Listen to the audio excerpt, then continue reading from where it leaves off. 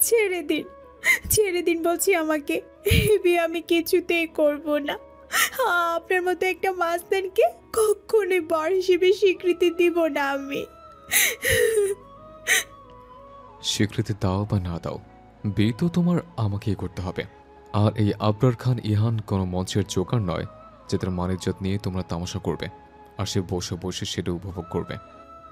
আমি ইচ্ছে করে এমনটা করিনি, বিশ্বাস করুন। আমি নিরুপায় ছিলাম।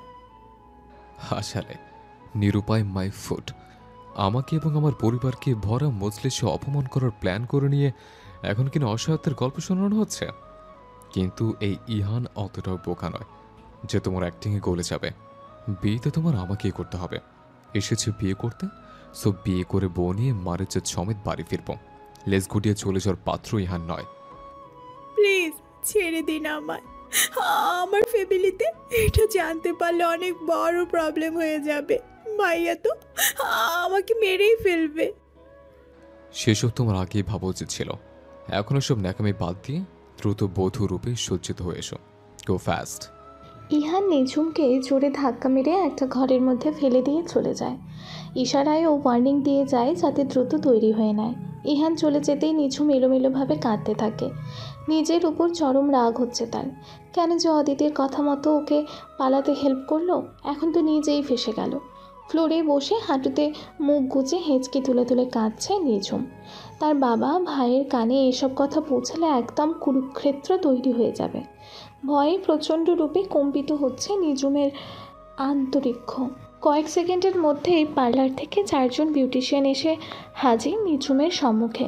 তাদের দেখা মাত্র নিঝুম হাত জোর করে কেঁদে কেঁদে বলল, প্লিজ আমাকে হেল্প করুন, এখান থেকে পালাতে সাহায্য করুন, প্লিজ প্লিজ প্লিজ।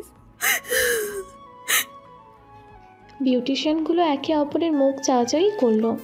অতঃপর একজন বলল, দেখুন ম্যাডাম, আমাদের কাজ আপনাকে পরিপূর্ণরূপে সজ্জিত করে তোলা। এর বাহিরে কোনো কিছু করার এখতিয়ার আমাদের নেই। কোনো রকম এদিক ওদিক হলে আমাদের গর্দান যাবে। সো আপনি প্লিজ চুপটি করে বসুন, আমরা আপনাকে তৈরি করে দিই। আমাদের হাতে 1 ঘন্টা সময় আছে, এর মধ্যে আপনাকে তৈরি করার অর্ডার আছে। আপনি প্লিজ শান্ত হয়ে বসুন। নিঝুম আর কিছু বলল না, 2 হাতে মুখ চেপে ধরে কান্না করতে লাগলো। তার কাছে মেবি আর কোনো অপশান নেই, বিয়েটা এবার তাকে করতেই হচ্ছে। বিউটিশিয়ানগুলো নিঝুমের কোনো প্রতিক্রিয়া না দেখে নিজেরাই এগিয়ে এসে সাজানোর কাজ শুরু করলো। নিঝুম অসহায়ের মতন সবটা সহ্য করছে, এছাড়া আর উপায় কি? 3 কবুল বলার মধ্যে দিয়ে ইহান নিঝুমের শুভ পরিণয় সম্পন্ন করা হলো। আদৌ কি শুভ হলো নাকি সবটাই অশুভ, এই প্রশ্নের উত্তর কারোরই জানা নেই। সময় সবটা এক্সপোজ করবে। বান্ধবীর বাড়ি থেকে বিদায় নিয়ে শ্বশুরবাড়ির উদ্দেশ্যে রওনা হতে হলো নিঝুমকে। সকলে বাবার বাড়ি থেকে শ্বশুরবাড়ি যায়, আর সে যাচ্ছে বান্ধবীর বাড়ি থেকে। অদ্ভুত তাই না সব কিছু? ওদের বিয়েটা হয়েছে শরিয়ত মোতাবেক, যেখানে তার বান্ধবী অদিতির বাবা মাকে নিঝুমের বাবা মা হিসেবে প্রক্সি নেওয়া হয়েছে। কোর্ট ম্যারেজ করতে গেলে অনেক ঝামেলা, অনেক ইনফরমেশন কালেক্ট করতে হবে, তাই সরাসরি এটাই বেস্ট সাজেশন বলে মনে করেছে ইহান। গাড়িতে ইহানের পাশে বধূরূপে বসে আছে নিঝুম। সামনের সিটে শুধু ড্রাইভার ড্রাইভ করছে। ইহান সিটে মাথা এলিয়ে দিয়ে চোখ বন্ধ করে আছে। সারাদিনের ক্লান্তিতে অনেকটা টায়ার্ড সে। বাড়িতে গিয়ে লম্বা সাবান নিতে হবে, মাথাটা কিঞ্চিত ব্যথাই করছে। নিঝুম গাড়ির জানালা ভেদ করে বাহিরের দিকে তাকিয়ে নীরবে অশ্রু বিসর্জন দিচ্ছে। বাড়ির কথা খুব মনে পড়ছে তার। এতক্ষণে নিশ্চয়ই বাড়িতে তাকে নিয়ে হুলস্থুল শুরু হয়ে গেছে। কেন যে আজ এই বাড়িতে এসে আসতে গেল, না এলে তো সব কিছু ঘটতই না। কাঁদতে কাঁদতে সকালে সেই অনাকাঙ্ক্ষিত ঘটনার কথা মনে পড়ে যায় নিঝুমের। ফ্ল্যাশব্যাক। আজ নিঝুমের বেস্ট ফ্রেন্ড অদিতির বিয়ে। হুট করে বিয়েটা ঠিক হয়ে যায়। কাছের বান্ধবী হিসেবে বিয়েতে ইনভিটেশন পায় নিঝুম।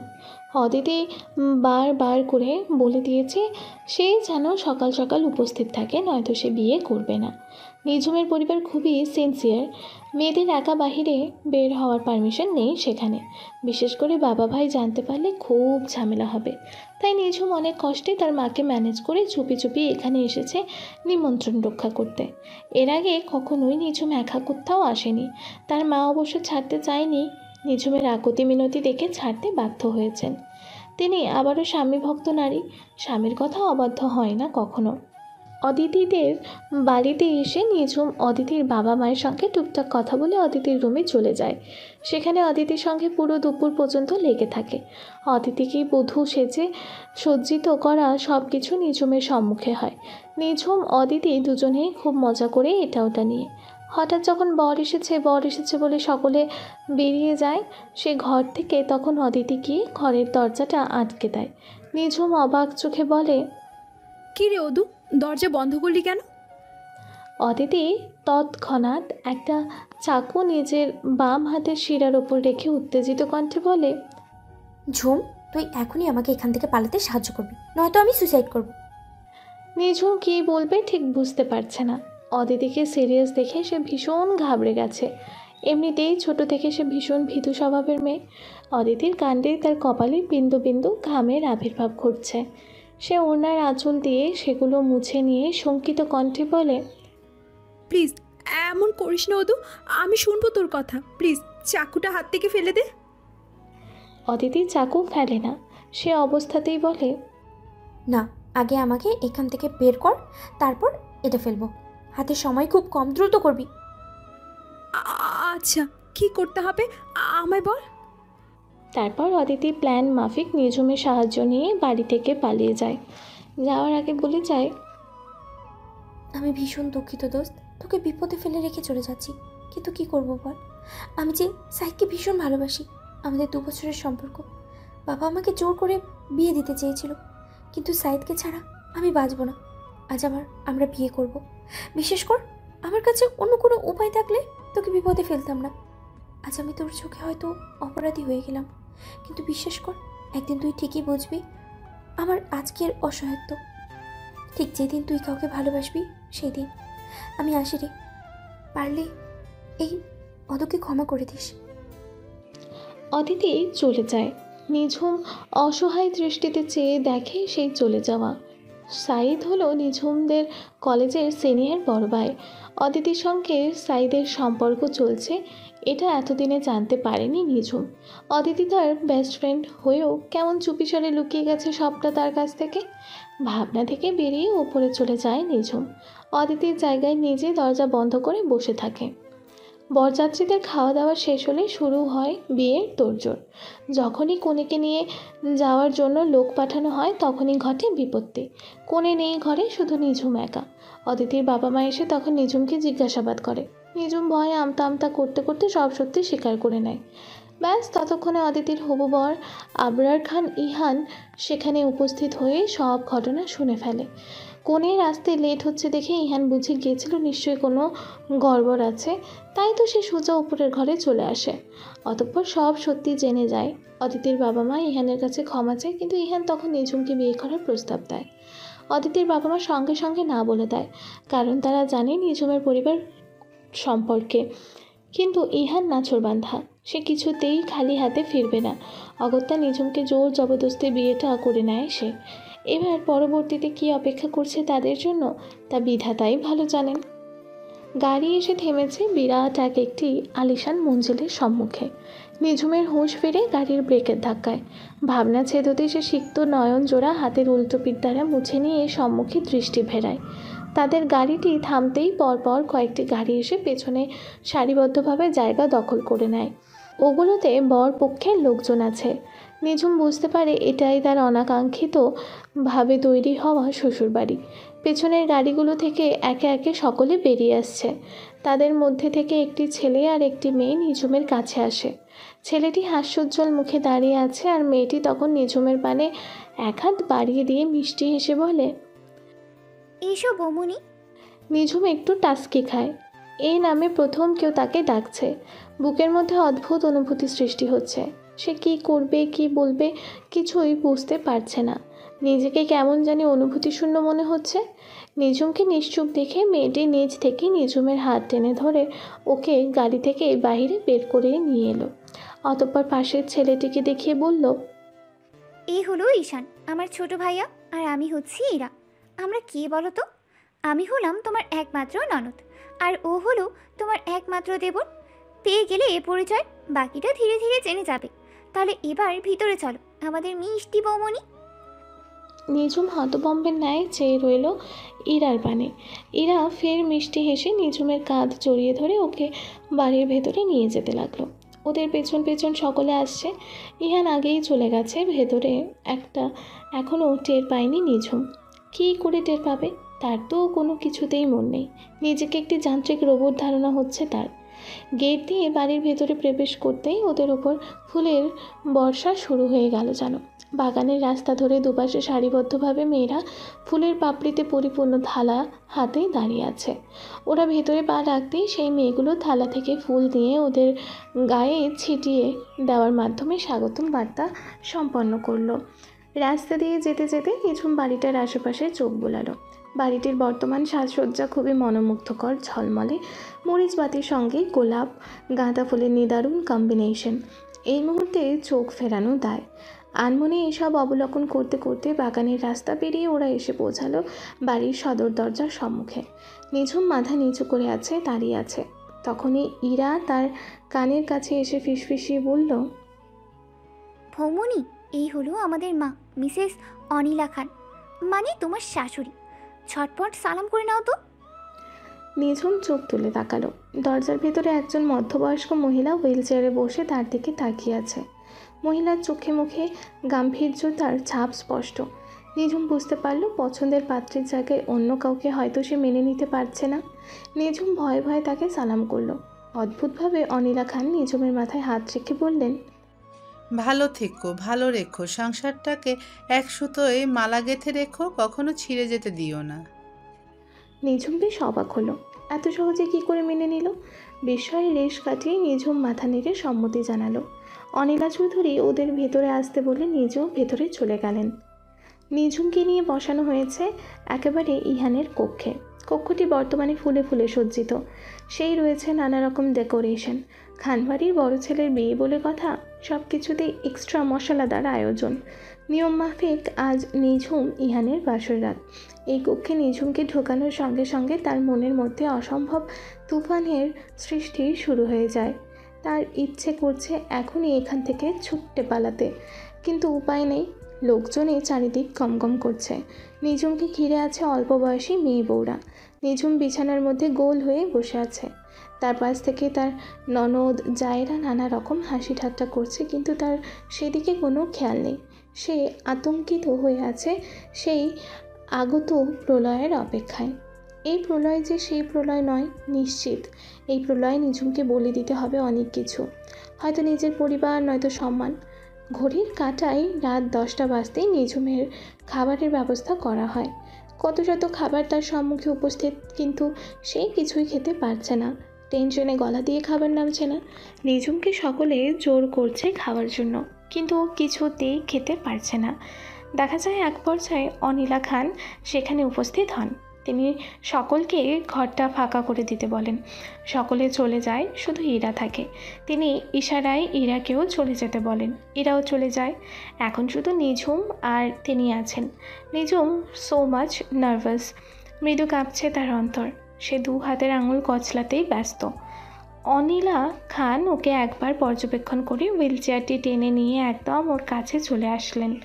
অতঃপর খাবারের প্লেটটি হাতে নিয়ে খাবার মাখতে মাখতে বললেন, তোমার কষ্টটা বুঝতে পারছি। আমিও একজন মেয়ে। এমন একটি দিন আমার জীবনেও এসেছিল। শুধু পার্থক্য একটাই, আমার বিয়ে পূর্ব প্রস্তুতি ছিল, কিন্তু তোমারটা হলো অনাকাঙ্ক্ষিতভাবে। জন্মমৃত্যু, বিয়ে সবই আল্লাহর হাতে। সময় হলে এই 3টি জিনিস হবেই, কিন্তু কিভাবে হবে সেটা তিনি ছাড়া কারোরই জানা নেই। তার ইচ্ছে হয়েছে তিনি তোমার বিয়েটা এভাবে লিখেছেন। নিশ্চয়ই এর পিছনে তার বড় কোনো উদ্দেশ্য আছে। এখন কথা হচ্ছে তোমার পরিবার নিয়ে। তুমি কোন পরিবারের, কোথা থেকে এসেছো, কোথায় থাকো, এসবের কিছুই আমার জানা নেই। তবে আমি চেষ্টা করব তোমার পরিবারকে ম্যানেজ করার, বাকিটা আল্লাহ ভরসা। মেয়েদের বিয়ে একবারই হয়। জানি তোমার হয়তো অনেক স্বপ্ন ছিল নিজের জীবন নিয়ে। আমি কথা দিচ্ছি আমি তোমার সব স্বপ্ন নিজ দায়িত্বে পূরণ করব। বাকি রইল আমার ছেলে। ও একটু বদমেজাজি, কিন্তু মনটা ভীষণ ভালো। ধীরে ধীরে সব বুঝে যাবে। আমি একজন মা, আমি চাইলেই পারতাম এই বিয়েটা অস্বীকার করতে, কিন্তু না, আমি সেটা করিনি। কেন জানো? এই সমাজে একবার বিয়ে হয়ে গেলে সেই নারীর শ্বশুরবাড়িটি তার আসল পরিচয় বহন করে। যদি কোনো কারণে এই পরিচয় থেকে মেয়েটিকে বিতাড়িত হতে হয়, তখন এই নোংরা সমাজ তাকে ছেড়ে কথা বলে না, তার ললাটে লিখে দেয় অলক্ষ্মী নামক তকমা। আমি চাইনি তুমি সে সকল পরিস্থিতির শিকার হও। এখন তুমি ঠিক করে নাও, তুমি কি করতে চাও? মুক্তি চাও নাকি সব কিছু নতুন করে শুরু করতে চাও?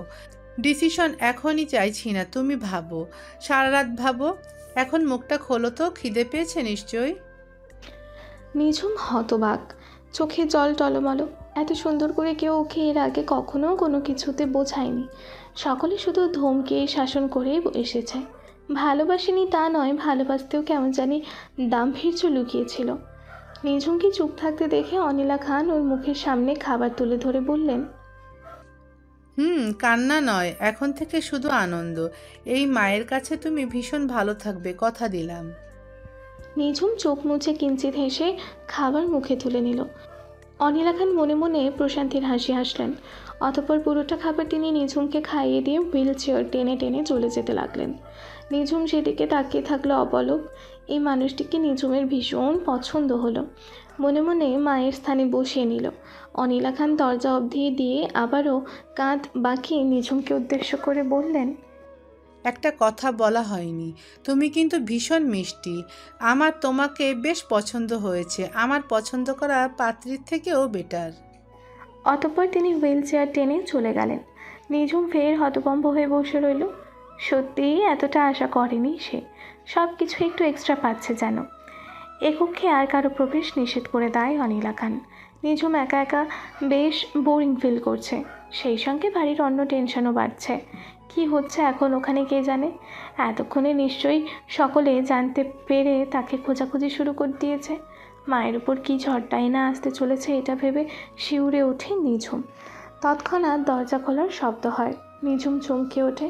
দরজার সামনে ইহান দাঁড়িয়ে, তার দৃষ্টি শান্ত।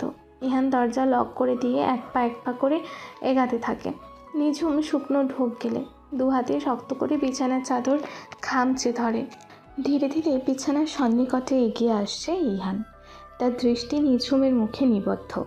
নিঝুমের দৃষ্টি চঞ্চল, সে শুধু এদিক ওইদিক চোখ ঘোরাচ্ছে। ইহান যখন একদম বিছানার নিকটে চলে আসে, হতবিহবল নিঝুম ঠিক তখনই ইহানের চোখে দৃষ্টি মেলায়। ইহান নিঝুমের দিকে ঝুঁকতে থাকে। নিঝুমের আত্মা শুকিয়ে যাওয়ার উপক্রম। ইহান এক হাত বাড়িয়ে দিতে নিঝুম চোখ মুখ খিঁচে বন্ধ করে ফেলে। উত্তেজিত কণ্ঠে বলে, প্লিজ এক্ষুনি না, আমি প্রস্তুত নই এসবের জন্য। আমার সময় চেয়ে দয়া করুন। কথা শেষ করে নিঝুম কয়েকটি ঘন নিঃশ্বাস ফেলে। অতঃপর ধীরে ধীরে শান্ত হয়। কিয়ৎক্ষণ অতিবাহিত হওয়ার পর নিঝুম যখন দেখল ইহানের কোনো সারা শব্দ নেই, তখন সে মনে কিঞ্চিত সাহস সঞ্চার করে ধীরে ধীরে চোখ মেলে তাকালো। এতটুকুতেই ভীষণ নার্ভাস হয়ে পড়েছে সে, যার প্রমাণ বহন করছে তার ঘামার্থ মুখশ্রী, কম্পিত দেহ। কিন্তু এর থেকেও বেশি নার্ভাস হয়ে পড়ল যখন সে চোখ মেলে দেখল ইহান তার একদম সম্মুখে ক্রোধান্বিত রূপে বসে আছে। ইহানের চোখের দৃষ্টি এই মুহূর্তে ভীষণ ভয়ঙ্কর। মনে হচ্ছে চোখ জোড়া নিঝুমকে ভস্ম করে ফেলতে সক্ষম হবে হয়তো। নিঝুমের শরীরের কম্পন কমে অন্তরে ঝড়ের সৃষ্টি হচ্ছে। মনে হচ্ছে অন্তরিক্ষের গহ্বরে কোনো মহা টর্নেডোর আগমন ঘটতে চলেছে। নিঝুমের সেই আশঙ্কাকে আরও বাড়িয়ে দিয়ে ইহান ওর কাঁধ বরাবর হাত বাড়িয়ে দিল। মুহূর্তেই নিঝুম ফের দু চোখ বন্ধ করে নিল।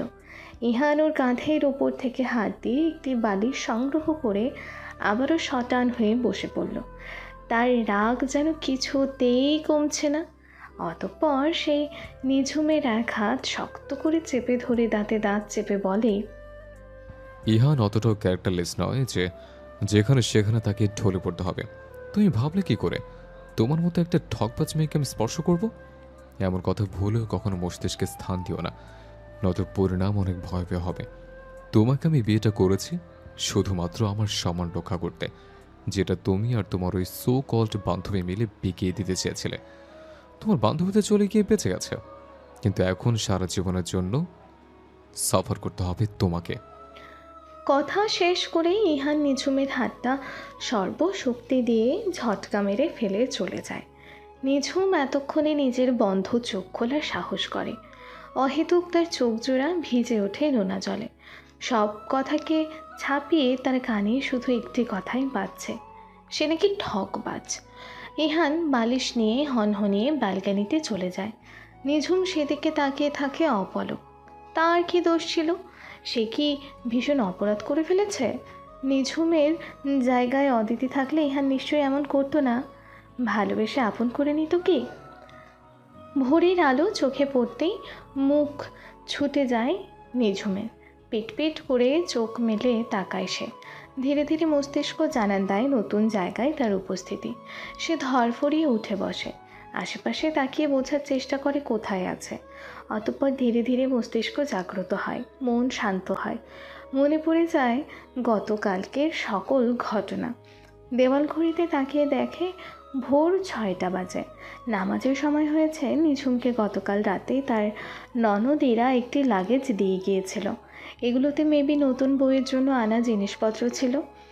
এরা বলেছিল ওখান থেকে প্রয়োজনীয় জিনিস নিয়ে ফ্রেশ হয়ে নিচে, কিন্তু রাতে ইহানের উপস্থিতি এবং তার পরবর্তী ঘটনা তার মনে গভীরভাবে রেখাপাত ঘটায়, যার ফলস্বরূপ সে কিছু না করে ওভাবে কখন জানি ঘুমিয়ে পড়ে। ইরা তাকে তার নিজস্ব ফোনটাও দিয়ে গিয়েছিল, যেটা সে বিয়ে বাড়িতেই ফেলে এসেছিল। ফোনের কথা মনে হতে নিঝুম বালিশের নিচ থেকে ফোনটি সংগ্রহ করে, কিন্তু কোনো লাভ হয় না, তাতে বিন্দুমাত্র চার্জ অবশিষ্ট নেই। হতাশ হয়ে নিঝুম ফোনটি আবারও যথাস্থানে রেখে দেয়। এটার কাছ থেকে চার্জারের ব্যবস্থা করে ফোনটা চার্জ দিতে হবে, তারপর বাড়িতে যোগাযোগ করতে হবে। ওখানকার কী অবস্থা কে জানে। তার আগে তাকে ফ্রেশ হয়ে নামাজ আদায় করে নিতে হবে। বাড়িতে থাকতেও নিঝুম দৈনন্দিন কাজের পাশাপাশি নামাজ আদায় করা এবং কোরআন তেলাওয়াত করার কথা কখনোই ভুলত না। এটি তার অন্যতম প্রিয় কাজ। এই সময়টাই সে গভীরভাবে নিজেকে উপলব্ধি করতে পারে। ফ্রেশ হয়ে নামাজ আদায় করে নিয়ে কিছু সময় কোরআন তেলাওয়াত করল সে। কোরআন শরীফ খুব নিকটেই ছিল, তাই ভাবলো সময় আছে যখন তখন পড়ে নেওয়া যাক। এসব মানসিক পীড়া থেকে একমাত্র মুক্তি লাভের উপায় এই কোরআন। কোরআন তেলাওয়াত মিষ্টি ধ্বনি কর্ণপাতের মাধ্যমে ঘুম ভাঙে ইহানের। ব্যালকনির ডিভানে বসে ল্যাপটপে কাজ করতে করতে ওখানেই ঘুমিয়ে পড়ে সে। বালিশটি এনেছিল হেলান দিয়ে বসার উদ্দেশ্যে, কিন্তু শেষমেশ দেখা যায় ওটা তার শয়নযোগ্য হয়ে উঠেছে। ইহান চোখ মেলে দেখে ল্যাপটপটি এখনও তার কোলের ওপরে পড়ে আছে। সিস্টেমগুলো এখনও চালু করা। সযত্নে সিস্টেমগুলো অফ করে ওটাকে কোল থেকে নামিয়ে রেখে উঠে দাঁড়ায় সে। তারপর উঠে দাঁড়িয়ে ব্যালকনি দিয়ে বাহিরে দৃষ্টিপাত করে। বাহিরের মৃদু আলো দেখে বুঝতে পারে বেশি বেলা হয়নি। এত ভোরে কোরআন তেলাওয়াত করছে কে? এর আগে তো কখনো এমন মধুর ধ্বনি এত সকাল সকাল শোনার সৌভাগ্য তার হয়নি। অনিলা খান কোরআন তেলাওয়াত করেন, তবে তা সন্ধ্যাবেলা, ভোরে নয়। ইহান হাই তুলতে তুলতে ঘরের মধ্যে প্রবেশ করে। অতঃপর সে স্তব্ধ। সুন্দর পরিপাটি সাজে এক রমণী মন দিয়ে কোরআন তেলাওয়াত করছে। এই অপরূপ সেই দৃশ্য। আশেপাশের পরিবেশটাও কেমন জানি স্নিগ্ধতায় পরিপূর্ণ। ইহান বিরক্ত করে না নিঝুমকে। কাবার্ড থেকে প্রয়োজনীয় জামা কাপড় নিয়ে ওয়াশরুমে চলে যায় ফ্রেশ হতে। আজ একটু বেশি তাড়াতাড়ি উঠে পড়েছে ঘুম থেকে। সবই এই মেয়েটার কারিশমা। বদ্ধ ঘর হওয়ায় কোরআনের ধ্বনি বাহিরে প্রবেশ করতে অক্ষম। আর নিঝুমও খুব মার্জিতভাবে তেলাওয়াত করছে, যাতে করে বেশি উচ্চ শব্দের সৃষ্টি না হয়। মিডিয়াম আওয়াজে পড়াই অতি উত্তম। ইহান ফ্রেশ হয়ে বেরিয়ে নিঝুমকে ঘরে পায় না। অযথায় তার চোখ এই দিক থেকে ওই দিক নজর বোলায়। ফের নিজেই নিজের মনকে শান্ত করে ব্যালকনিতে চলে যায়। ব্যালকনি থেকে ল্যাপটপটা নিয়ে এসে বিছানায় আরাম করে বসে। গত রাতে ঘুমাতে ভীষণ কষ্ট হয়েছে। একবার ভেবেছে ঘুমাবে না, কাজ করেই রাত কাভার করে দেবে, কিন্তু শরীর তার ঘোর বিরোধিতা করেছে। ফলস্বরূপ কখন ঘুমিয়ে পড়েছে নিজেরও জানা নেই। এখন একটু শান্তিতে কাজ করতে চায়। রুম থেকে বেরিয়ে নিঝুম পড়েছে মহা বিপদে। কোথাও কাউকে দেখতে পাচ্ছে না। সবাই হয়তো ঘুমিয়ে আছে।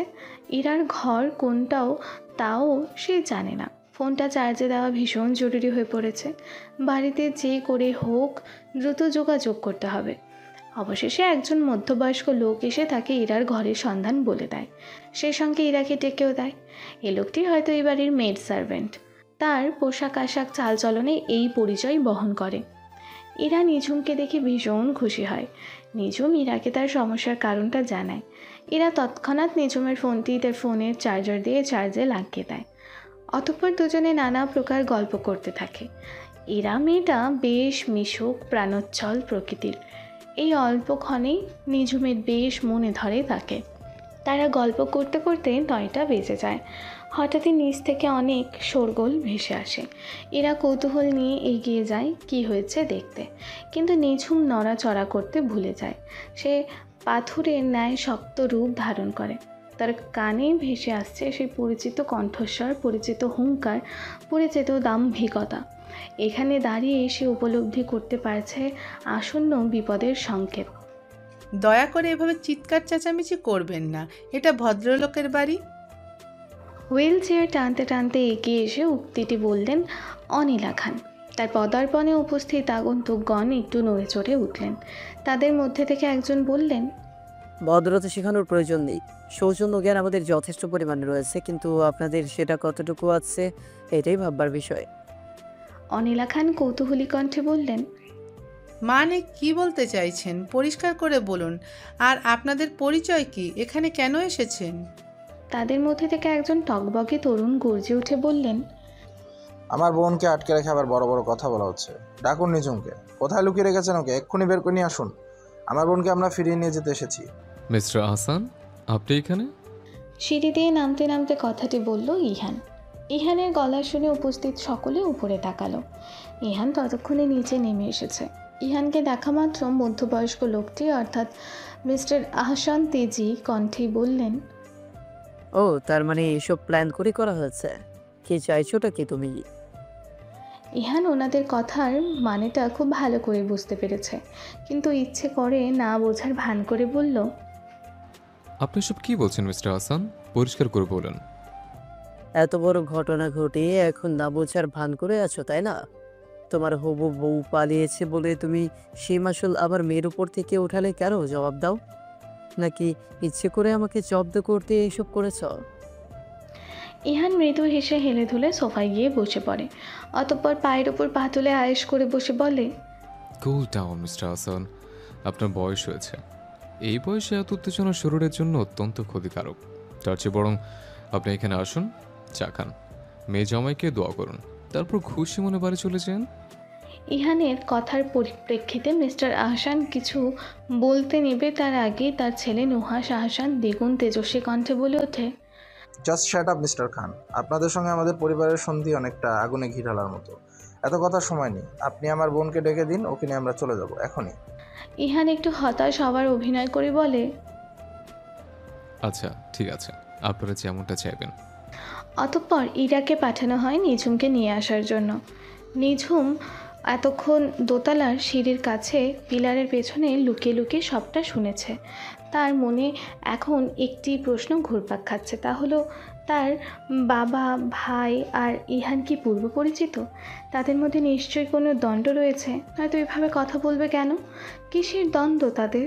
নিঝুমের ভাবনার মধ্যে ইরা তার সম্মুখে উপস্থিত হয়। নিঝুমকে ইরা নিচে যাওয়ার জন্য ডাকলে ওর ভীষণ ভয় হয়, তবু গুটি গুটি পায়ে নেমে আসে। নিঝুম সিঁড়ি দিয়ে নেমে চুপচাপ অনিলা খানের নিকটে গিয়ে দাঁড়ায়। অতঃপর অসহায় দৃষ্টিতে তার দিকে তাকায়। অনিলা খান চোখের ইশারায় তাকে আশ্বস্ত করেন, সাহস জোগানোর চেষ্টা করেন। নিঝুম কিঞ্চিত ভরসা পায়। এদিকে নিঝুমের বাবা নিঝুমকে দেখে ভীষণ ক্ষিপ্ত হয়ে ওঠে। ধীরে ধীরে একদম ওর সামনে এসে দাঁড়ায়। নিঝুম মাথা নিচু করেই আছে, চোখ তোলার সাহস হচ্ছে না।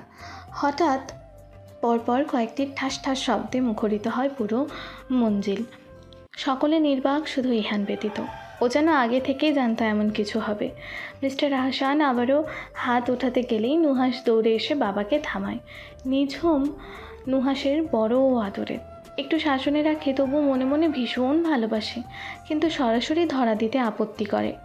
বাবাকে থামিয়ে দিয়ে নুহাস নিঝুমকে নিজের কাছে টেনে নিয়ে বলে, আহ বাবা, এসব তুমি কি করছো? বোনের গায়ে হাত কেন তুলছো? তো কি করতাম? কোথা থেকে পেলো এত সাহস? বারণ থাকা সত্ত্বেও কিভাবে বাড়ি থেকে বেরিয়ে গেল? পুরো বোকামির জন্যই আজ এত কিছু হয়েছে। নিঝুম মাথা নিচু করে কাঁদতে থাকে। তার যে বলার মতো কিছুই নেই। নুহাস বাবার হাত ধরে বলে, আচ্ছা ঠিক আছে, বাড়ির কথা বাড়িতে গিয়ে হবে, এখন চলো বোনকে নিয়ে বাড়িতে যাই। নুহাসের কথায় সায় জানালো মিস্টার আহসান, কিন্তু আঁতকে উঠল নিঝুমের অন্তর। তাকে এখন নিয়ে যাওয়া হবে? অজানা কারণে এই বাড়ি থেকে যেতে নারাজ নিঝুমের অন্তরিক্ষ। বারংবার মনের মধ্যে কড়া নাড়ছে অনিলা খানের বলা গত রাতের কথাগুলো। তার এক মন চাইছে বাবা ভাইয়ের সঙ্গে চলে যেতে, কিন্তু আর এক মন তা চাইছে না। তখনই মিস্টার আহসান কড়া গলায় বললেন, নুহাস, তোমার বোনকে বলো চলে আসতে। নুহাসকে নিঝুমের হাত ধরে টেনে নিয়ে যেতে লাগে। নিঝুম চেয়েও কিছু বলতে পারছে না, অসহায় দৃষ্টি নিয়ে চেয়ে আছে অনিলা খানের দিকে। ঠিক তখনই ইহান একটু উচ্চস্বরে বলে, দাঁড়ান। অনিলা খান স্বস্তির নিঃশ্বাস ফেলে। তিনি এটারই অপেক্ষায় ছিল।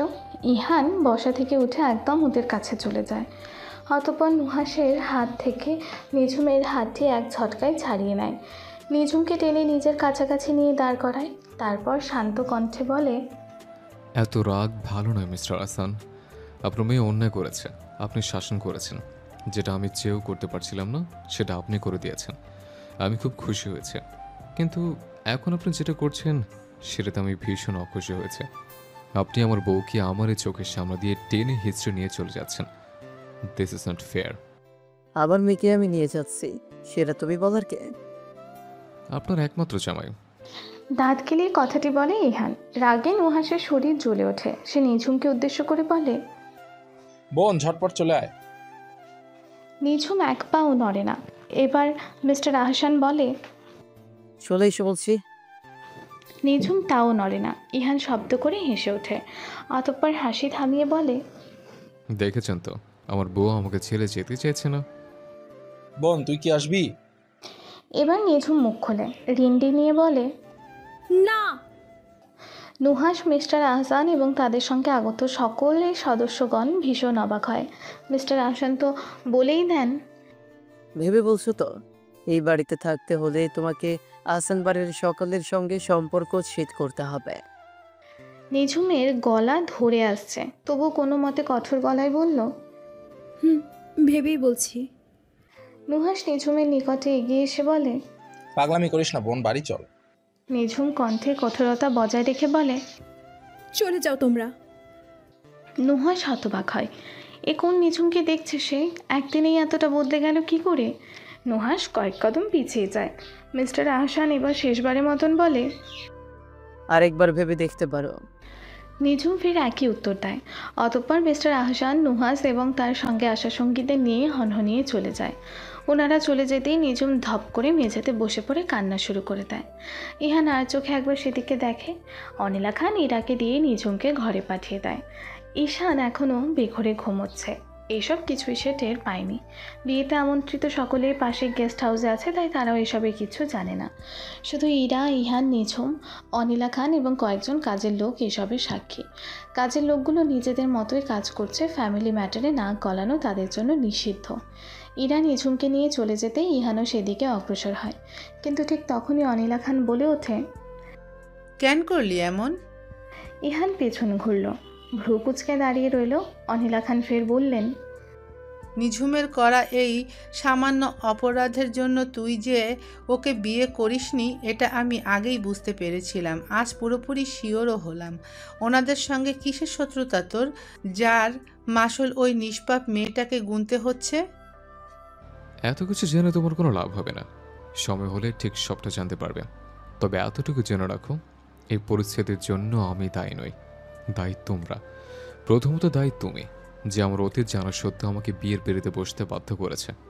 দ্বিতীয়ত দায়ী ওই মেয়েটা, যে নিজের বান্ধবীর উপকার করতে গিয়ে নিজে ফেসে গেছে। আর তৃতীয়ত এই মেয়েটার বাবা মিস্টার আহসান, যার সঙ্গে আমার শত্রুতা বিগত 4 বছর ধরে। কথা শেষ করে ইহান চলে যেতে নিলেই অনিলা খান দৃঢ় কণ্ঠে বললেন, এখন তুই যাদের যাদের দায়ী করছিস এমন না হয় এক সময়ে এই বিয়ের জন্য তাদের কাছেই তোকে কৃতজ্ঞ থাকতে হয়। ইহান কিচ্ছু বলে না, ঠোঁটের কোণে তাচ্ছিল্য হাসি ফুটিয়ে নিজের ঘরের দিকে চলে যায়। ঘরের দরজার কাছে দাঁড়িয়ে দেখে ইরা নিঝুমকে জড়িয়ে ধরে শান্ত করার চেষ্টা করছে, কিন্তু নিঝুম সে তো একাধারে কেঁদেই চলেছে। ইহান রুমে ঢুকে ইরাকে ইশারায় চলে যেতে বলে। ইরা বিনা বাক্যে রুম থেকে চলে যায়।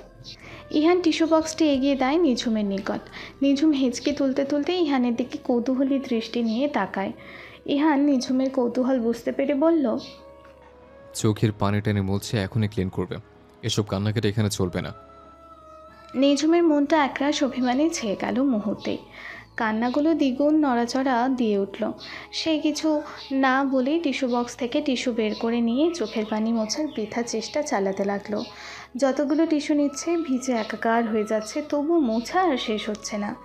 অবশেষে ইহান বিরক্ত হয়ে টিস্যু বক্সটা নিয়ে নেয়, তারপর বলে, হয়েছে, আর মুছতে হবে না, টিস্যু শেষ হয়ে যাবে, কিন্তু তোমার মোছা শেষ হবে না। এবার ওড়না দিয়ে মোছো, আমি একটু বাইরে যাচ্ছি। এসে যেন দেখি ড্রামা ক্লোজ হয়েছে। ইহান কাবার থেকে কিছু একটা বের করে নিয়ে বাহিরে চলে গেল। ইহান চলে যেতেই নিঝুম ফুপিয়ে কেঁদে উঠল। এতক্ষণে জমানো কান্না যেন বৃষ্টি হয়ে ঝরে পড়েছে তার দু চোখ দিয়ে। মনে মনে ভাবে, এই লোকটার সঙ্গে সারা জীবন কি করে পার করবে। আজ তো ড্রাগন একটা। 12টা বাজতেই পার্লার থেকে বিউটিশিয়ান এসে হাজির। নিয়মমাফিক আজ ওদের রিসেপশন। অনিলা খান খুব বড় করে রিসেপশন পার্টি অ্যারেঞ্জ করেছেন। অনিচ্ছা সত্ত্বেও নিঝুমকে তৈরি হয়ে পার্টিতে অ্যাটেন্ড করতে হয়। সকলেই বউ দেখে ভীষণ প্রশংসা করে। শুরুর দিকে ইহানের কোনো খোঁজ ছিল না, হঠাৎ কোথা থেকে এসে দুপুরে হাজির হয়েছে। সকলে বউ দেখছে আর নানান প্রকার গিফট দিচ্ছে। তাদের মধ্যে একজন এলো মুখে মাস্ক পরে, খুব দ্রুত এসে আবারও দ্রুতই চলে গেছে। তেমন কোনো কথা বলেনি, গিফটটা দিয়ে চলে গেছে। নিঝুমের একটু অদ্ভুত লেগেছে বিষয়টা, কিন্তু বেশিক্ষণ সেই ভাবনা অব্যাহত থাকেনি। জন কোলাহলে বেরমালুম ভুলে গেছে। রিসেপশন পার্টি শেষ করে সব মেহমান নিজেদের মতন করে চলে গেছে। এখন বাড়িটা বেশ শান্তশিষ্ট। নিঝুম ফ্রেশ হয়ে কেবল বিছানায় একটু গা এলিয়ে দিয়ে তখনই ইরা এসে হামলে পড়েছে। ইরা পর্দার আড়াল থেকে উকি দিয়ে বলে, বৌমনি আসবো?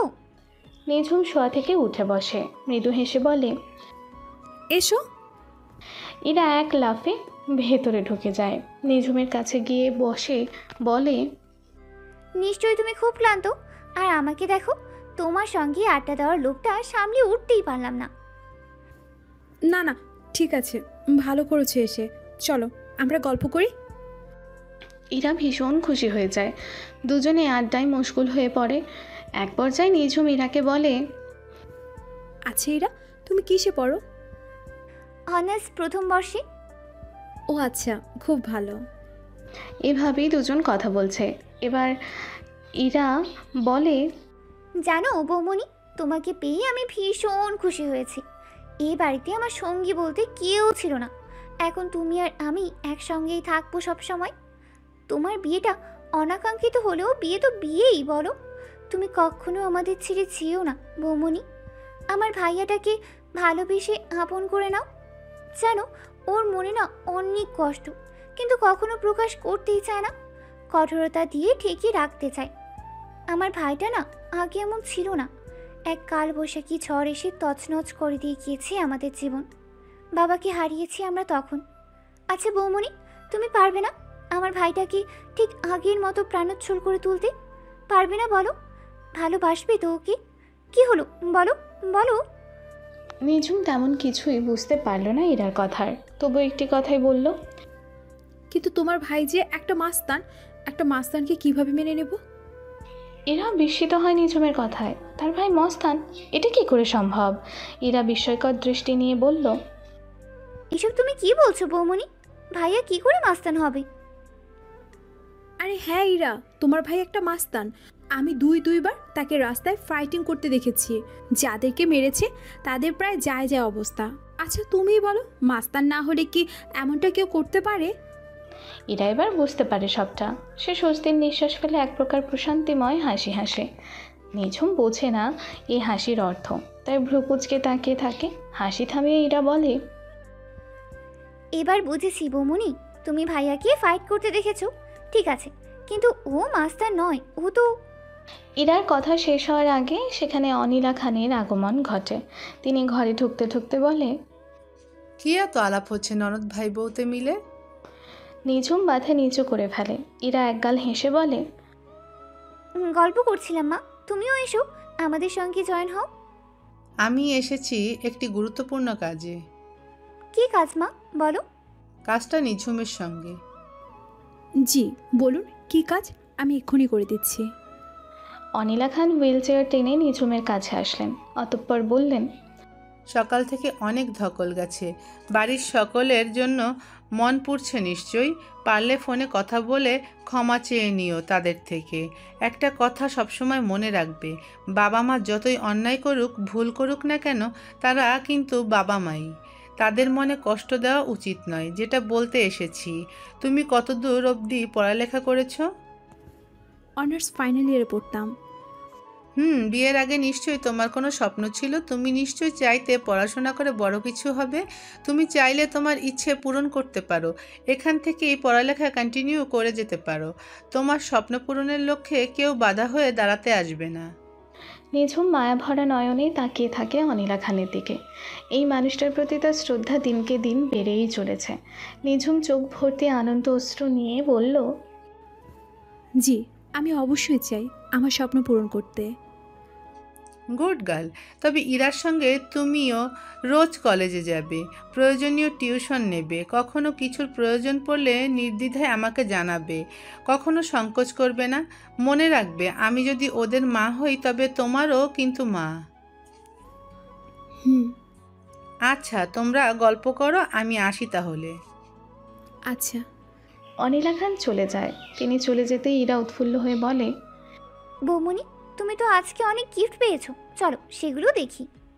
নিঝুমও সায় জানিয়ে বলে, আচ্ছা ঠিক আছে, চলো তবে। এত এত গিফট দুজনে এক এক করে খুলতে শুরু করে। একটাতে সুন্দর একটা ডিনার সেট, ডিজাইনটা বেশ আকর্ষণীয়। একটাতে বেশ সুন্দর কয়েকটি শাড়ি। নিঝুমের কালো রঙের একটি শাড়ি বেশ পছন্দ হয়। এভাবেই একে একে তারা গিফটগুলো খুলে খুলে দেখতে থাকে। বেশিরভাগই ঘর সাজানোর সরঞ্জাম। এক পর্যায়ে ইরার হাতে বেশ ভারী এবং বড় একটি গিফট বাঁধে। ইরা কৌতূহলী দৃষ্টি নিয়ে গিফটটি নিঝুমের হাতে তুলে দিয়ে বলে, বৌমনি দেখো তো, এটা কি আছে? এটা সবগুলো গিফট থেকেই আলাদা, ভীষণ ভারী আর বড়। নিঝুম প্যাকেটটি হাতে নেয়, কৌতূহলী মনে খুলতে শুরু করে। র্যাপিং পেপার খোলার পর ভেতর থেকে বড় একটি বক্স বের করে আসে। নিঝুম বক্সটি ধীরে ধীরে খুলতে থাকে। এরা অধীর আগ্রহ নিয়ে বসে আছে ওর মধ্যে কী আছে জানার জন্য। অবশেষে খোলা সম্পন্ন হলো, কিন্তু বক্সের ভেতরের গিফট চক্ষু সম্মুখে স্পষ্ট হওয়ার সঙ্গে সঙ্গে নিঝুম গগন বেদারি চিৎকারের সঙ্গে ছিটকে কয়েক কদম দূরে চলে গেল। এরাও বেশ ঘাবড়ে গেল। নিঝুম চোখ বন্ধ করে থরথর করে কাঁপছে। এটুকু সময় ঘেমে নিয়ে একাকার অবস্থা। অনিলা খান ততক্ষণ সেখানে উপস্থিত হন। নিঝুম ধীরে ধীরে দুর্বল হয়ে পড়ে। এক পর্যায়ে কাঁপতে কাঁপতে মেঝেতে ঢলে পড়তে নেয়, কিন্তু ঠিক তখনই কেউ তাকে বক্ষ পিঞ্জরে আবদ্ধ করে নেয়। নিঝুম পুরোপুরি চোখ বন্ধ করার আগে এক পলক তাকায়। অনেক চেষ্টা করে নিজেকে শান্ত রাখার, কিন্তু পারে না। চোখ মেলে নিঝুম নিজেকে বিছানায় শোয়া অবস্থায় আবিষ্কার করে। আশেপাশে তাকিয়ে দেখে সকলে তাকে ঘিরে বসে আছে। নিঝুম তড়িঘড়ি করে উঠতে বসে নেয়। তখনই অনিলা খান তাকে থামিয়ে দিয়ে বলেন, আরে আরে করছো কি? তোমার শরীর ঠিক নেই, রেস্ট নাও। সারাদিনের ধকলে হয়তো এমনটা হয়েছে। নিঝুম উঠতে গিয়েও ওঠে না। সত্যিই শরীরটা ঠিক নেই। হঠাৎ ওর মনে পড়ে যায় কিছুক্ষণ আগের ঘটনা। সে হন্তদন্ত হয়ে আশেপাশে চোখ ঘোরায়। না, কোথাও তো কিছু নেই। গেল কই সেগুলো? এবারেও এক লাফে উঠে বসে পড়ে। অস্থির হয়ে এদিক ওদিক তাকিয়ে বক্সটি খুঁজতে থাকে। ওকে এমন উত্তেজিত দেখে সকলেই একটু ঘাবড়ে যায়। অনিলা খান বলেন, কি হয়েছে মা, তুমি এমন করছো কেন? ইরা এসে নিঝুমকে জাপটে ধরে বলে, ভাবি শান্ত হও, এমন করছো কেন?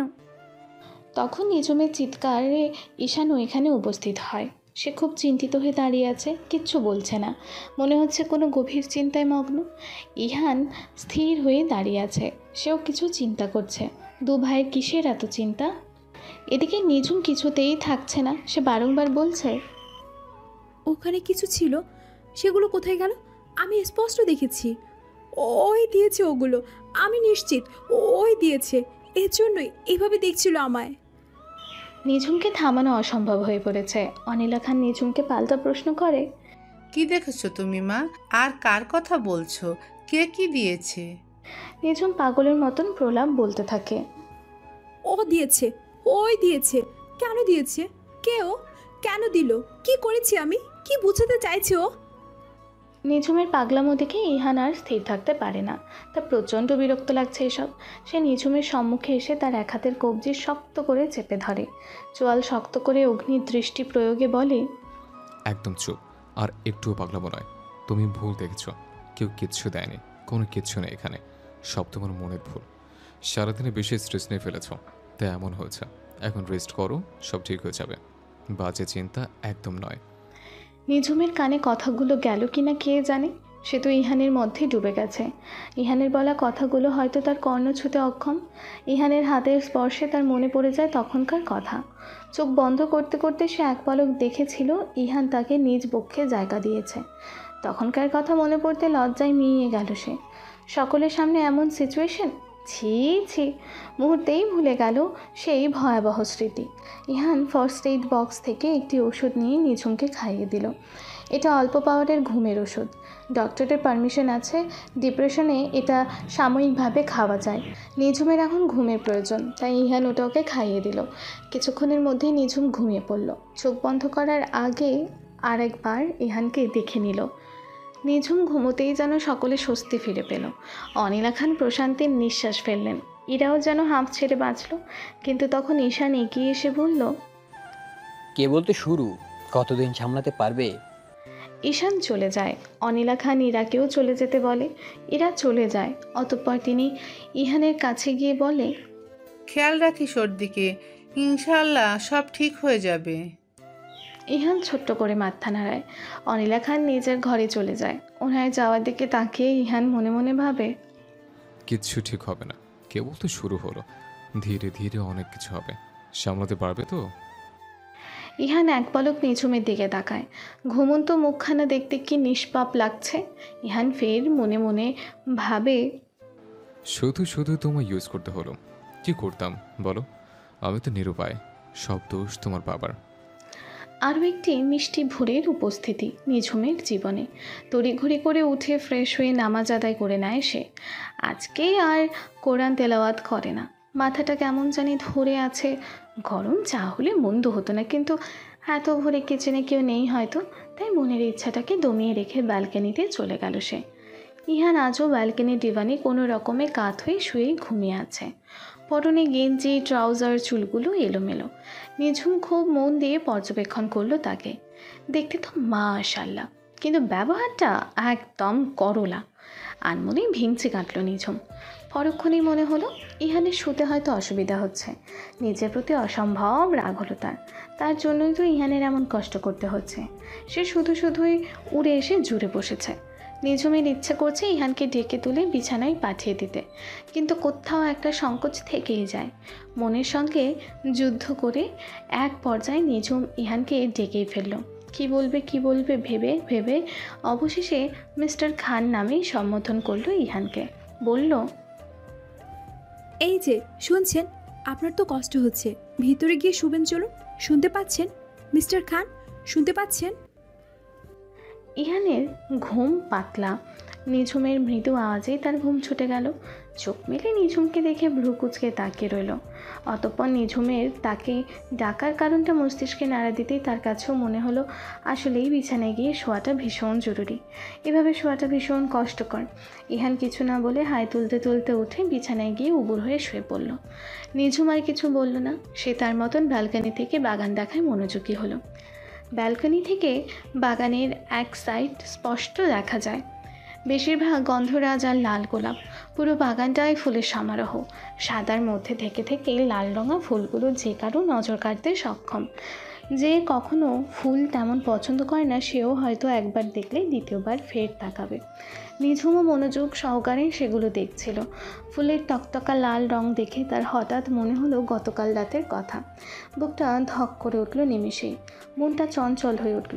মনে মনে ভাবলো, সত্যিই কি আমি ভুল দেখেছিলাম, নাকি অন্য কোনো সত্যি লুকিয়ে আছে এর পেছনে? নিঝুম ফের ভাবে সেই বক্সটির কথা। মনে করার চেষ্টা করে কি কি ছিল সেখানে।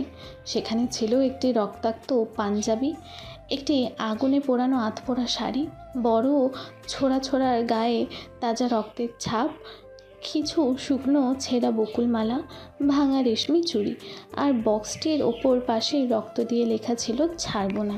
সেগুলো মনে করতে আটকে ওঠে নিঝুম। আবারও রাতের মতন সিচুয়েশন হতে থাকে তার।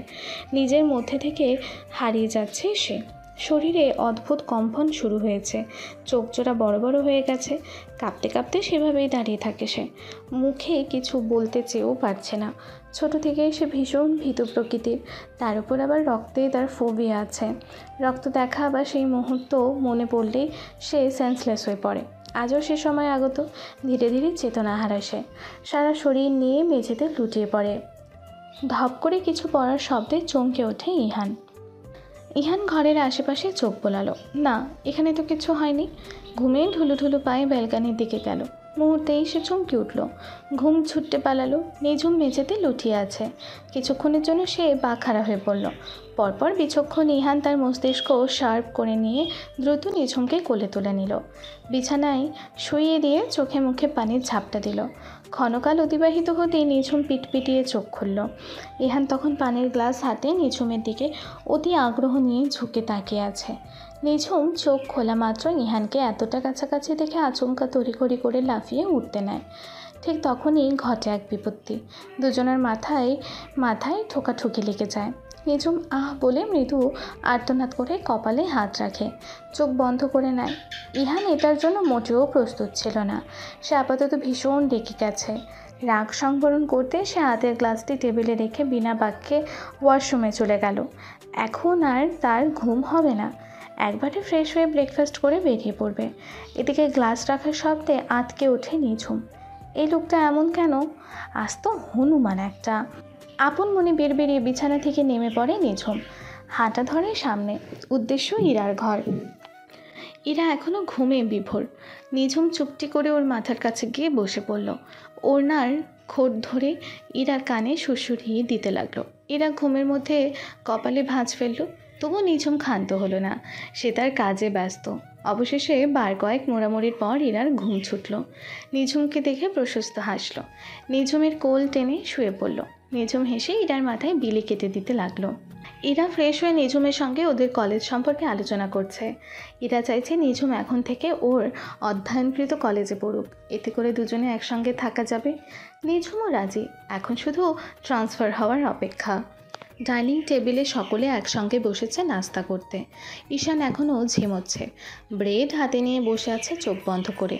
অনিলা খান ধমকে উঠলেন। তৎক্ষণাৎ ঈশান ধর ফরিয়ে লাফিয়ে উঠে দাঁত কেলিয়ে হাসার চেষ্টা করে বলল, খাচ্ছি তো। নিঝুম ইরা এই দৃশ্য দেখে মুখ টিপে টিপে হাসল। খাওয়ার ফাঁকে ফাঁকে নিঝুম বার কয়েক ইহানকে পর্যবেক্ষণ করলো। ইহান খাওয়ায় ব্যস্ত, কিন্তু তার নজর ফোনে। টেবিলেও ওপর ফোন রেখে আরামসে খাচ্ছে আর ফোন টিপাচ্ছে। মনে হচ্ছে কোনো সিরিয়াস কিছু করছে। নিঝুম মনে মনে ভেঙচি কাটল। কী এমন রাজকার্য করছে কে জানে। পরপর আবারও চোখ ফিরিয়ে নিয়ে নিজের খাওয়ায় মনোযোগী হলো। খাওয়া দাওয়ার এক পর্যায়ে অনিলা খান বললেন, ইহান, তোর কি আজকে সময় হবে? ইহান ব্রেড মুখে পড়তে পড়তে অস্পষ্ট স্বরে বলল, কি দরকার? নিঝুমের আগের কলেজ থেকে টিসি এনে ইরাদের কলেজে ওকে ভর্তি করে দিতে হবে।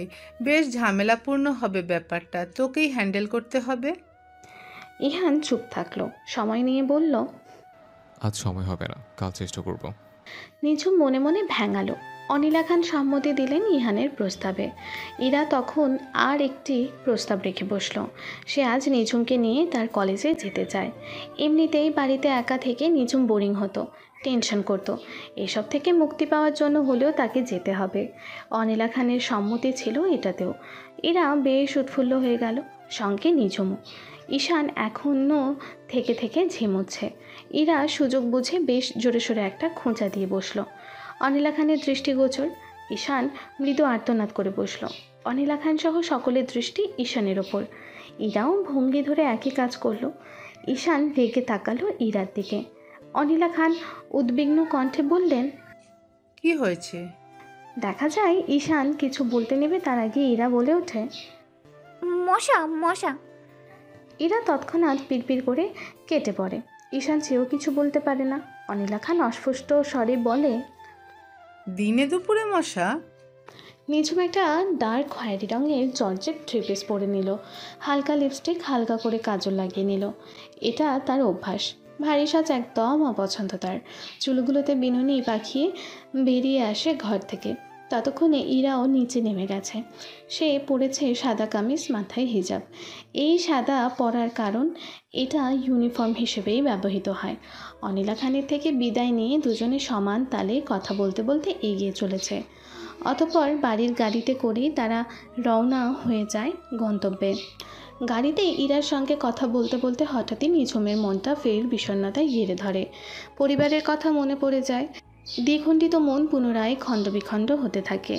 এক পর্যায়ে ইরা ব্যাপারটা লক্ষ্য করে নিঝুমের কাঁধে হাত রেখে বলে, কি হয়েছে বৌমনি? তুমি মন খারাপ করে আছো কেন? বাড়ির কথা মনে পড়ছে বুঝি? নিঝুমের এতক্ষণের চেপে রাখা বিষাদ এবার কান্না রূপ নিল। সে ইরাকে জড়িয়ে ধরে ডুকরে উঠল।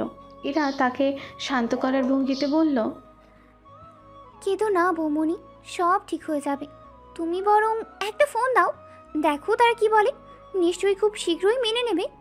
তুমি তাদের একমাত্র মেয়ে, রাগ করে বেশি দিন থাকতে পারবে না। ইরার কথায় যেন নিঝুম ভরসা খুঁজে পেল। সে তৎক্ষণাৎ চোখ মুছে নিল। ফোন লাগালো মায়ের নাম্বারে। ফোনের রিংয়ের ধ্বনির সঙ্গে সমান তালে কেঁপে কেঁপে উঠছে তার অন্তরিক্ষ। বুকের উপর ভারী যন্ত্রণা বিরাজমান, যেন কেউ পাথর চাপা দিয়ে রেখেছে। প্রথমবার রিং হয়ে কল কেটে গেল। তার মা এমনই, সবসময় কাজে ব্যস্ত থাকে। এত শত কাজের লোক থাকতেও তাকেই সব দিক দেখতে হবে। মোট কথা গোছানো সংসারী মহিলা সে। নিঝুম ফের ডায়াল করে। এবারে খুব দ্রুতই রিসিভ হয়। ওপাশ থেকে উত্তি কণ্ঠ শোনা যায়, কেমন আছিস মা? শরীর ঠিক আছে তো? তোর বাবা নেই বলে ফোনটা ধরতে পেরেছি। তুই কি করে পারলি এমন করতে? অপ্রত্যাশিত ঘটনা ঘটেছে মানলাম, তাই বলে চলে কেন আসলি না? আমি মানিয়ে নিতাম তোর বাবাকে। চলে আসতে চাইলে কি আর আসা যায় মা? তুমি তো জানো বিয়ের পর মেয়েদের জীবন ঠিক কতটা পরিবর্তন হয়। চাইলে কি মুক্তি এতটা সহজে সম্ভব হয়? তুমিই বলো, আমি কি করতাম? সমাজ কি আমায় ছেড়ে কথা বলতো? একবার বাবা ভাইয়ের সঙ্গে গেলে তারা কি আর কখনো ফিরতে দিত আমায়? অযথাই ললাটে কালিমা লেপে নিয়ে ঘুরতে হতো। এখানে আমি বেশ ভালো আছি, তুমি চিন্তা করো না। এবার বলো তো, তোমার অবস্থা ঠিক কি? বাবা কি খুব... কথা শেষ করতে পারে না নিঝুম। তার আগে তার মায়ের নানা ধ্বনি শোনা যায়। নিঝুম মলিন হাসে। মিথ্যে বলছো মা, আমি কিন্তু জানি, চিনি বাবাকে। তনিমা আহসান মেয়ের কথায় ডুকরে উঠলেন। চেয়েও পারলেন না চুপ থাকতে। এতদিনে কাউকে পেয়েছেন মনের কষ্ট দেখানোর জন্য। তিনি কিছু বলতে নেবে, দেখা যাচ্ছে তার আগেই ফোনটা তার হাত থেকে নিয়ে নেওয়া হলো। পাশে তাকিয়ে দেখলেন আহসান সাহেব কড়া দৃষ্টি নিয়ে তার দিকে তাকিয়ে। তিনি নিষ্প্রাণ চোখে তাকিয়ে আলগা ঢোক গিললে কয়েকবার। কলিজা শুকিয়ে আসছে যেন, পানির ভীষণ প্রয়োজন। নিঝুম মা মা করতে থাকলো। এপাশ থেকে কিন্তু কোনো সাড়া আসলো না। কিছু সময় বাদে কলটা কেটে গেল। নিঝুম আবারও কল করলো, কিন্তু এবার ফোন সুইচড অফ। অজানা ভয়ে কেঁপে কেঁপে উঠছে তার মস্তিষ্ক অন্তরিক্ষ। না জানি কি হবে এখন। কলেজের গেটে দাঁড়িয়ে আছে ইরা নিঝুম। দাঁড়িয়ে থাকার কারণ ইরার ফ্রেন্ড আসছে, একসঙ্গে ঢুকবে। একটু বাদেই ইরার বেস্ট ফ্রেন্ড তরু এসে উপস্থিত। হাস্যোজ্জ্বল মুখে সে নিঝুমের সঙ্গে আলাপ করে নিল। এমনিতেই সে বিয়েতে দেখেছে বলে চিনেছে, আজ পার্সোনাল পরিচয় হয়ে গেল। অতঃপর তিনজন মিলে ভেতরে চলে গেল। ইরা তরু কেউ আজ ক্লাসে গেল না, ঠিক করলো নিঝুমকে নিয়ে পুরো সময়টা পার করবে। তিনজন গেল ক্যাম্পাসের পূর্ব দিকটায়। ওপাশে কোলাহল কম, নিঝুমের ওটাই বেস্ট মনে হলো। কলেজটা বেশ সুন্দর, নিঝুমের বেশ মনে ধরেছে। তিনজন সবুজ অরণ্যের ওপর বসে গল্প করছে। থেকে থেকে দু একজন আসছে পরিচিত হতে নিঝুমের সঙ্গে। এরা সকলেই ইরার পরিচিত। ইরার সঙ্গে নতুন মানুষ দেখে তাদের আগ্রহ বেশি। গল্প করতে করতে তরু বলে উঠল, আর কত এভাবে কথা বলতে থাকলে খিদে পায় না বুঝি? ইরা মুখ ভেঙচি কেটে বলল, ঢং না করে সোজাসুজি বললেই হয়। চলো ক্যান্টিন। নিঝুম মুচকি হাসে। তার নিজেকে বেশ ফ্রেশ ফ্রেশ মনে হচ্ছে। ক্যান্টিনে ছেলে মেয়েদের আনাগোনা প্রখর। সকলেই নিজেদের মতন আড্ডা দিচ্ছে। ছেলেদেরই বেশি নজরে পড়ছে, মেয়ের সংখ্যা নেহাতি কম। ছেলেরা একটু বেশি উদাসীন হয় পড়াশোনার ব্যাপারে, আর মেয়েরা একটু সিরিয়াস। এই কথাটির মর্ম এখন খুব ভালোভাবে টের পাওয়া যায়। ইরা নিঝুম তরু চেয়ার টেনে বসে পড়েছে। তরুকে অর্ডার দিয়ে এসেছে, খাবার শীঘ্রই চলে আসবে। ওরা এটা ওটা নিয়ে কথা বলছে, ঠিক তখনই একটা ছেলে এসে ওদের সামনে দাঁড়ায়। একটা বলে ভুল, অনেকগুলো।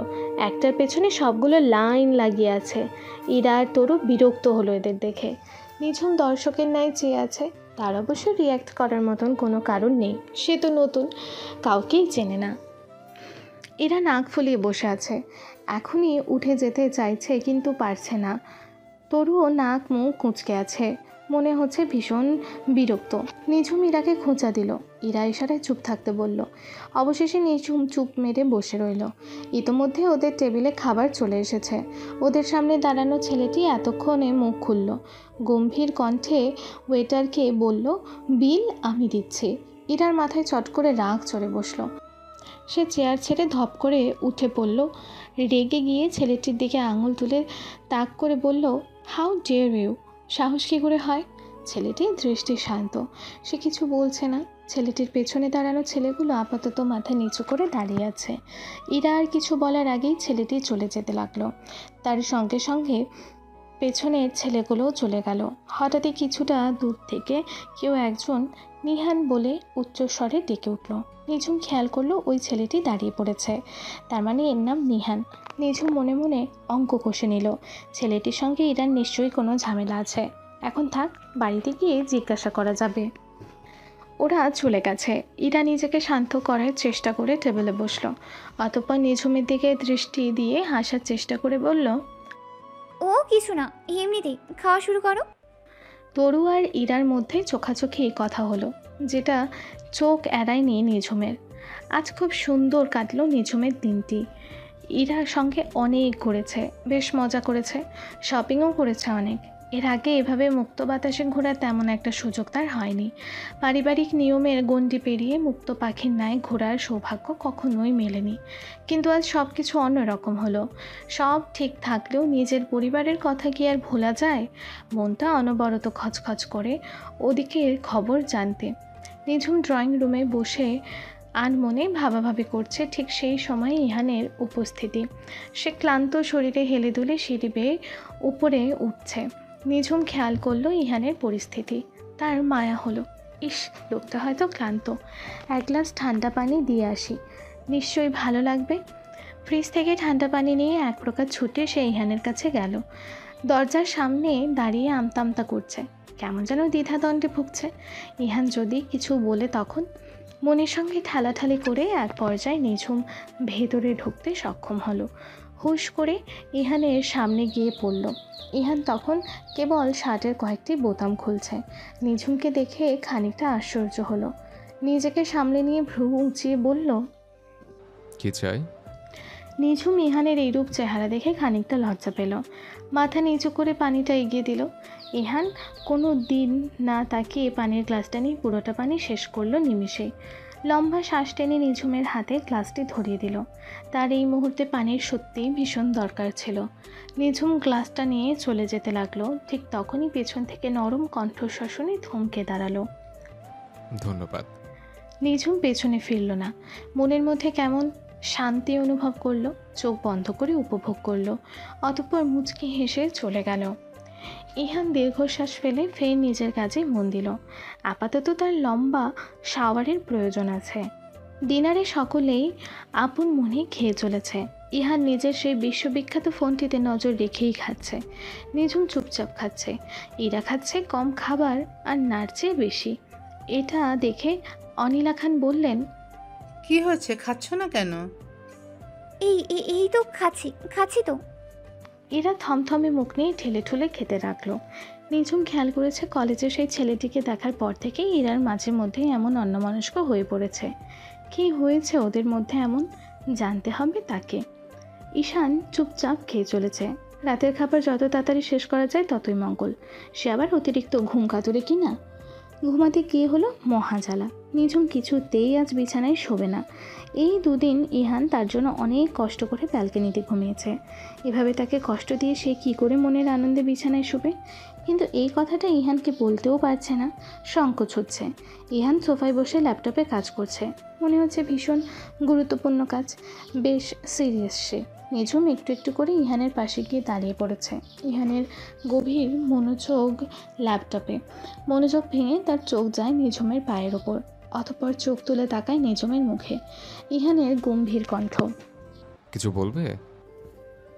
ইয়ে মানে আসলে বললে বলো, নয়তো আউট। আপনি বিছানায় গিয়ে শুয়ে পড়ুন, আমি সোফায় শুবো। ইহান ল্যাপটপ বন্ধ করে নিল। হাতের মধ্যে হাত গুছিয়ে নিঝুমকে পর্যবেক্ষণ করলো। নিঝুমের অস্বস্তি হচ্ছে ভীষণ। এভাবে দেখার কি আছে, আশ্চর্য।